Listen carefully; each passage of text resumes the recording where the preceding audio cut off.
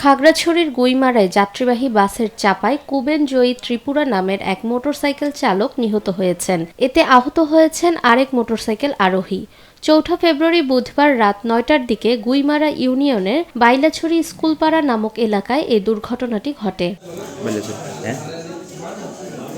স্থানীয় সূত্রে জানা যায়, চট্টগ্রাম থেকে ছেড়ে আসা যাত্রীবাহী শান্তি পরিবহনের একটি বাস খাগড়াছড়ি আসার পথে বাইলাছড়ি স্কুলপাড়া নামক এলাকায় মোটরসাইকেলকে ধাক্কা দিলে আরোহী সহ সড়কে ছিটকে পড়ে তারা। পরে স্থানীয়রা দ্রুত তাদের উদ্ধার করে মাটিরাঙ্গা উপজেলা স্বাস্থ্য কমপ্লেক্সে পাঠানো হলে জরুরি বিভাগের কর্তব্যরত চিকিৎসক কুবেন জয়ী ত্রিপুরাকে মৃত ঘোষণা করেন এবং আহত একজনকে হাসপাতালে ভর্তি করা হয়।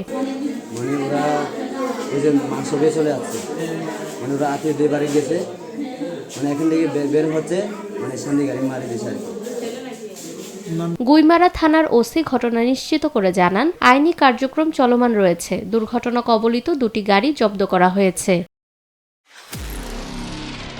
নিরপেক্ষ, সত্য প্রকাশে আপোষহীন।